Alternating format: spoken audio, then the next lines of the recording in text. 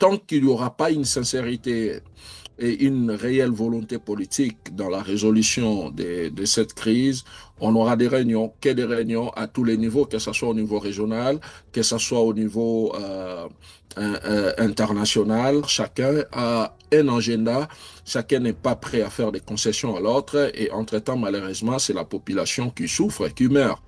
Un processus de paix au point mort, des combats qui s'intensifient dans l'est de la RDC. Conséquence, l'inquiétude gagne les pays voisins qui craignent une régionalisation du conflit entre l'armée congolaise et les rebelles de la FCM-23 soutenus par le Rwanda. Les responsables militaires des 12 pays membres de la conférence internationale sur la région des Grands Lacs sont invités à Livingstone, en Zambie, à partir du 8 janvier. Ils seront rejoints le 10 janvier par les ministres de la Défense des pays concernés. À l'ordre du jour de cette réunion, la détérioration de la situation sécuritaire dans l'est de la RDC, mais que peut-on en attendre ?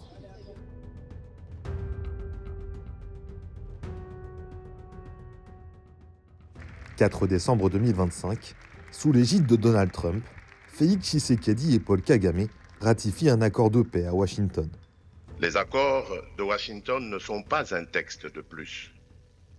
Ils constituent un tournant. Que ces accords de Washington pour la paix et la prospérité soient pour nos peuples le symbole d'un engagement irréversible à tourner la page des confrontations et à ouvrir celle de la coopération et de la stabilité durable dans toute la région. The process has not become an end in itself.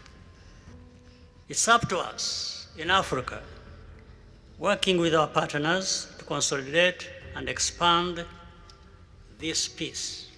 We now only want to look forward in a confident expectation of a prosperous and stable future.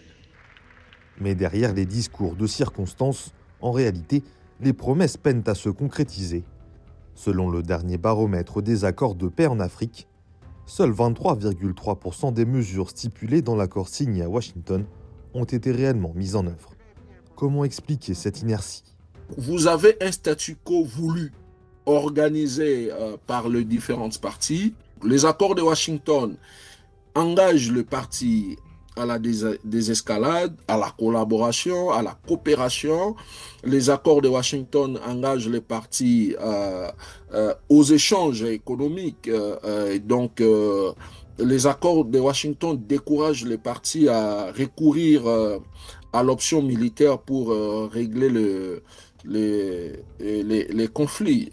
Mais malheureusement, comme je l'ai dit tout à l'heure, il y a un problème de volonté politique qui ne suit pas. Le manque de confiance entre Kinshasa et Kigali empêche la réalisation des accords. Les combats, eux, s'intensifient. Le 10 décembre, les rebelles de la FCM-23 et leurs alliés rwandais ont même pris Uvira, deuxième ville de la province du Sud Kivu. Un nouveau tournant, d'autant que la ville se trouve à la frontière avec le Burundi, allié de la RDC dans ce conflit, qui se sent désormais directement menacé. Dénonçant le choix délibéré du président Kagame de tourner le dos aux accords de Washington, le ministre burundais des Affaires étrangères, Edouard Bizimana, a même qualifié la prise d'Uvira de doigt d'honneur aux États-Unis. Le 2 et 3 janvier 2026, plusieurs affrontements entre la FCM-23 et l'armée congolaise ont eu lieu dans les provinces du Sud Kivu et du Nord Kivu, faisant des dizaines de morts et de blessés. La situation humanitaire se dégrade. Au cours du mois de décembre dernier, plus de 80 000 personnes ont fui au Burundi voisin, qui peine à faire face à cet afflux. C'est dans ce contexte que la Zambie a accepté d'organiser une réunion sécuritaire à la demande de la Conférence internationale sur la région des Grands Lacs. Une énième rencontre qui vise à la désescalade du conflit, à une meilleure coordination entre les pays membres et à la promotion du dialogue entre les parties au conflit.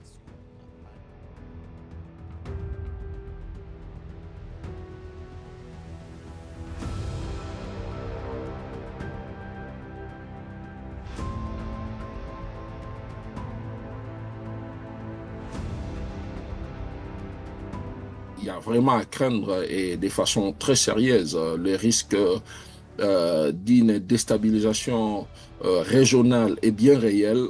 Et effectivement, il faut prendre des dispositions pour éviter les chaos. Parce qu'entre-temps, il y a plusieurs implications dans cette situation. Et si rien n'est fait, effectivement, qu'il y a beaucoup à craindre.